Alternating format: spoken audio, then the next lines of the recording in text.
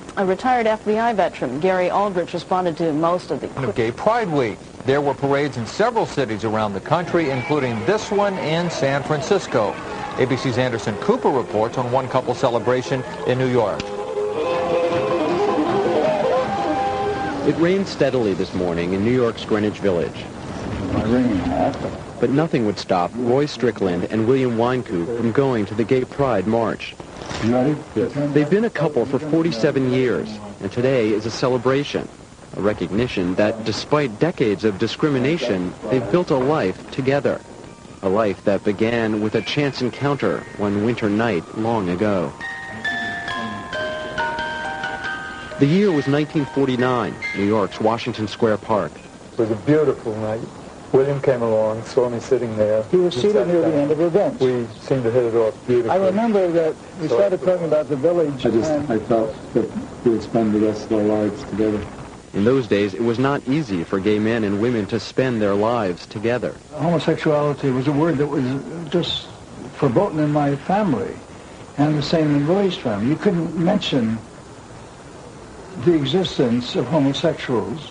Bars were one of the few places gay men and women could meet and socialize, but they were routinely raided, patrons arrested. Well, it was illegal. It was against the law. From the mid-1920s to the mid-1960s, in New York alone, more than 50,000 people were arrested for what the law called degenerate, disorderly conduct. We were considered criminals. William, a college professor, and Roy, a florist, had to find ways to keep their relationship secret. How would you do that?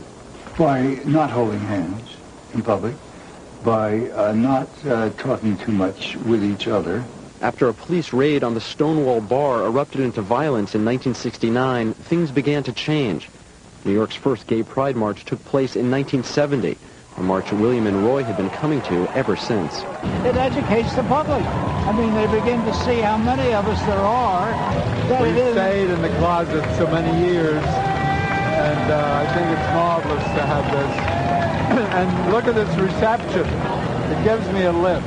So for a few hours on this rainy Sunday, 80-year-old William Wynkoop and 78-year-old Roy Strickland joined tens of thousands of others, remembering the things that have changed, protesting the things that have not, and celebrating a life they've lived together. Anderson Cooper, ABC News, New York. Also in New York, police officers for the first time were allowed to wear their uniforms in the parade. Gay police officers. Right. That's the news for this afternoon.